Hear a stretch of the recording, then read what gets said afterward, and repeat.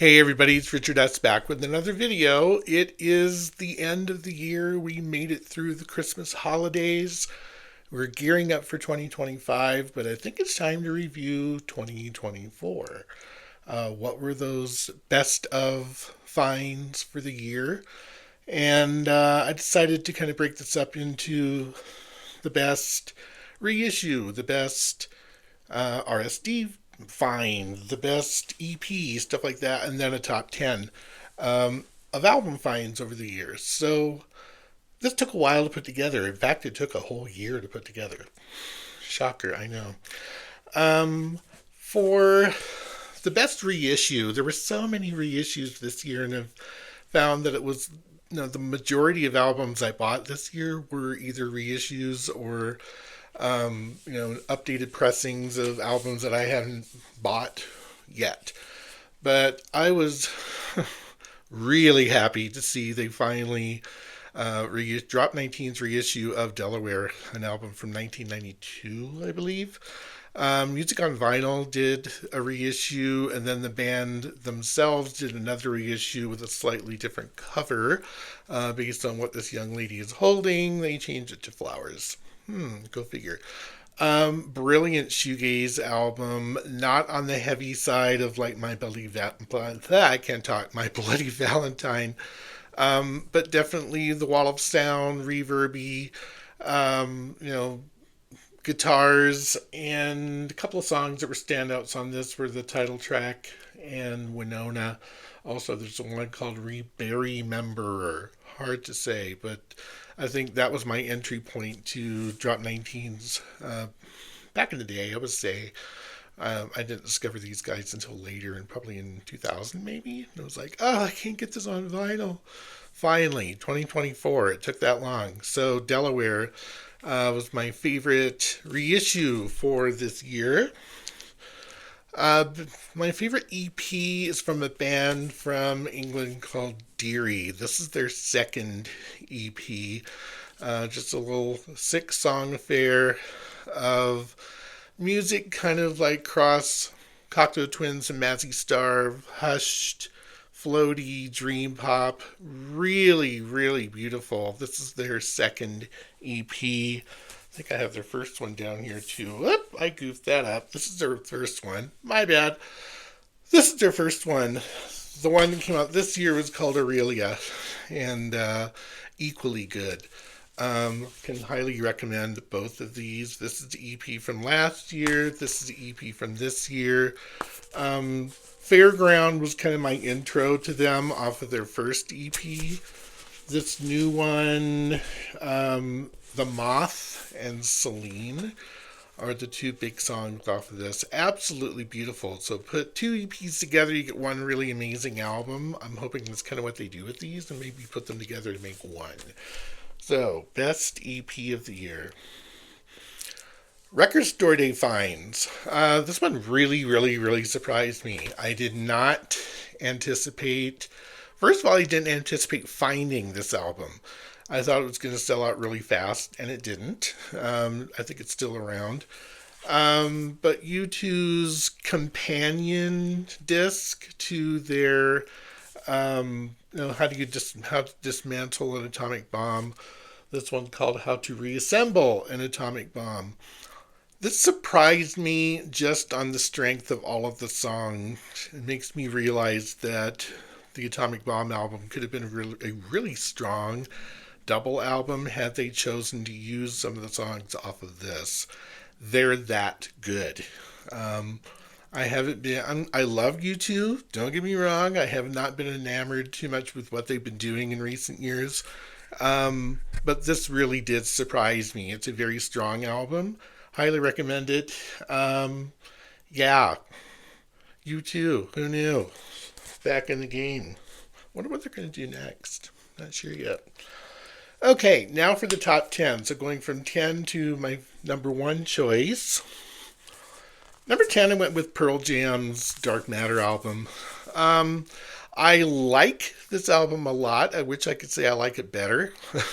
I like Gigatron better, to be honest. But this was another solid along the lines of Gigatron, which kind of got me back into being interested in what Pearl Jam were doing musically.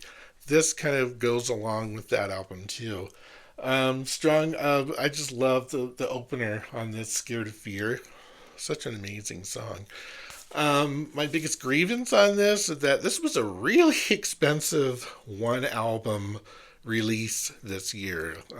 Can't remember exactly how much it was, but it was not cheap.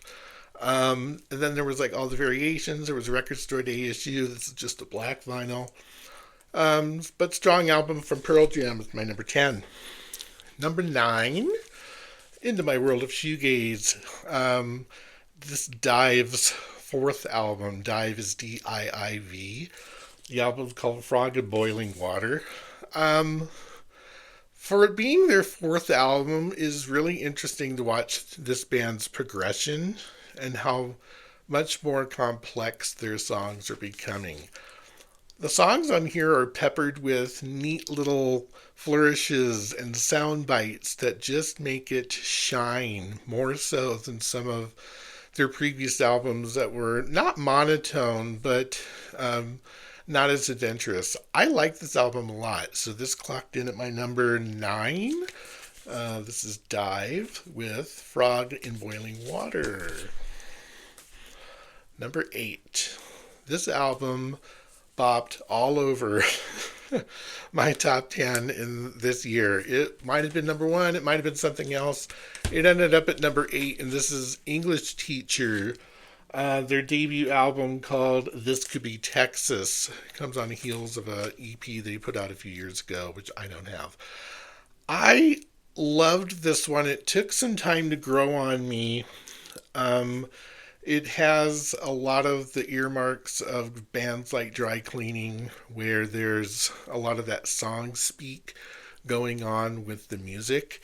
It makes for a good album. It's really complex. There's time signature changes and instrumental break and, big booming wall of sound moments. It's all over the place. It makes it fascinating. I love discovering bands like this, so this was exciting for me. So English Teachers. Why can't I remember this? This Could Be Texas at number 7. Awesome album. Another album that floated all over my top 10. I could not make up my mind where to end up putting it. And that's Fontaine's DC, a band I absolutely do love, but I really had a hard time getting into this one because it's just such a departure from what they've been doing. It isn't quite as raw. It's a lot more produced compared to their previous albums, and a little bit repetitious in parts, but I loved it enough to stick it at number 6. I like their album. Their first album, Doggerel, absolutely floored me. I love that album.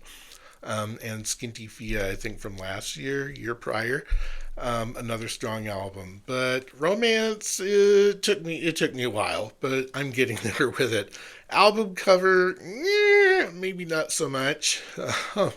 It really put me off, and it might have affected where I put it in the placement. Who knows? Fontaine's DC. I get to see them next year. Finally, I'm excited about that.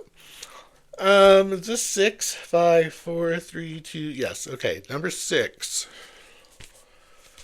UK band called Crows. This is their third album. I almost didn't buy this because their second album, not off-putting, but just fell flat for me. It didn't do all that great.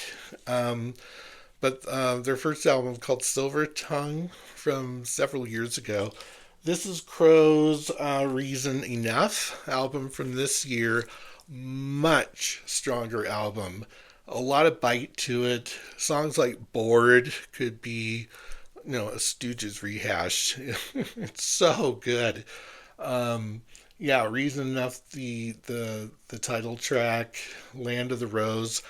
This is good. This is hard-hitting, edgy, alt indie rock out of the UK. I think they've toured the United States a couple of times. I still haven't seen them yet. Sure would love to. So Crows, number 6. Number 5 surprised me. Another surprise album. The Twilight Sad didn't do a studio album this year, but they did some reissues of previous albums. Um, and this one they did as a demo. So this is the Nobody Wants to Be Here, Nobody Wants to Leave demos album. Now, I absolutely loved the original album. It came out, I want to say 2018. Don't mark me on that. But I would have got critical about that original album because I thought it was just so bombastic and it was just so big sounding that I wanted it dialed down. They had done some acoustic versions of songs off of that album that I loved. This is the happy medium for me. The demos strip back a lot of the overlaid, strings and sounds and synths and reverb, to bring it down to kind of the core of what the songs are supposed to be about, and that's lyrically what James Graham is singing about. So beautiful album from Twilight Sad, the demos version of Nobody Wants to Be Here and Nobody Wants to Leave from this year from Twilight Sad. 5, 4, 3, 2. This is 4. This was my number one for a while. This is Blushing. Blushing's Sugarcoat album. This is their third album, and they've just gotten progressively better, and better. Tamagotchi is the single off of this. Absolutely stellar. In between kind of indie and shoegaze, kind of lives in that sort of alternative rock area without being over the top as far as the shoegaze group goes. I love these guys. Every song is just solid, and each album that they've done they just dial it in a little bit more. Cover art is spectacular on this one. I absolutely love it. Pretty sure this was on a very nice dark red vinyl, fitting for the album. So my number 4, Blushing and Sugarcoat. Fantastic album. Getting there, guys. This album I adore. I really thought it was going to be my number one choice, and then some other things came along and swept it away. But it also came out really late. I think this came out late October, or even early November. This is Thus Love, All Pleasure. I want to say they're off the East Coast, U.S. Can't remember. Every time I play this, I feel like it just gets stronger and stronger for me. It's a solid album. Every song has merit to it. I've likened this to the lead singer sounding like Alex Turner from Arctic Monkeys playing with Johnny Marr on guitars. Yeah. Really solid album. I'm picking up their first album pretty soon. Some say that their debut album is better than this. When I've streamed it, it felt like an early version of this. This is the way to go. Thus Love. I didn't know what to do with the Cure hype. Who knew? Streamed this album, fell in love with it instantly, watched the debut live stream they did. Absolutely blown away with how emotional and huge and fantastic and beautiful this album is. So this is the Cure's Songs of a Lost World. My favorite song of this year is definitely "And Nothing Is Forever." I love that song. I can play endlessly. It's an earworm to me. It just it repeats and goes to the heart. It's a beautiful album. It's a beautiful song. It is an absolute piece of art. So The Cure made my number 2. What in the world is my number 1? If that's my number 2, let's go into Obscureville. For me, anyway. I have not seen anybody mention Feeder's Black Red album other than myself on the entire VC. This is a sprawling double album. Whoa, sorry there. Beautiful gatefold. Some of the strongest music that Feeder have done in years to me. This is their most consistent album, probably in the last decade.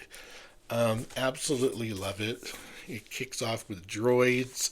It moves into Vultures is a strong song. Hey You's a single.